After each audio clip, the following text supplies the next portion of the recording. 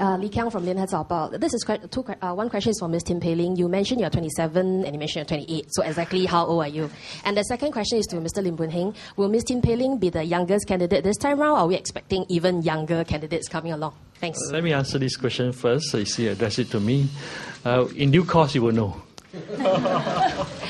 Okay. Let me just explain the 27 and 28.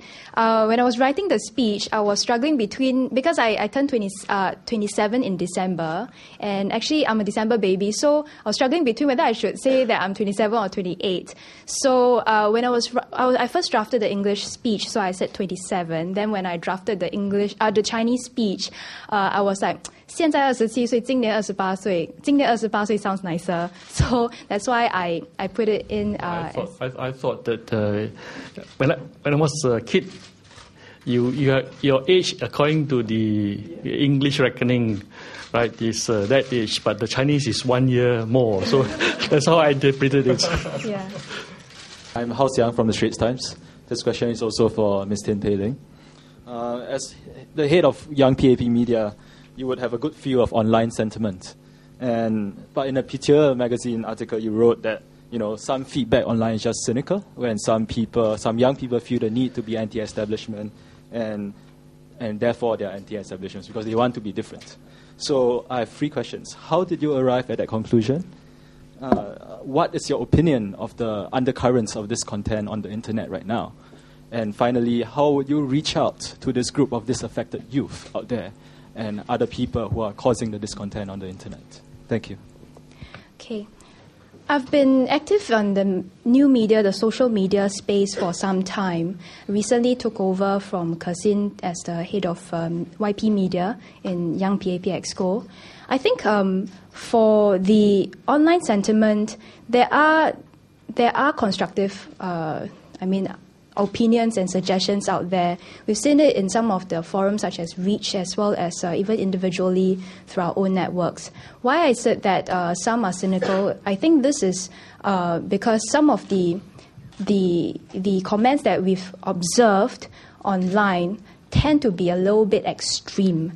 So it can be, it's almost, I think in general, I think social media, as we understand it, is somewhat like an alternate media, and therefore it thrives on supporting the pro-opposition. They're trying to give the voice and space to what they perceive as the non-establishment. I think for some of the comments that we've seen, it tends to be really negative, but of course there are also some positive ones.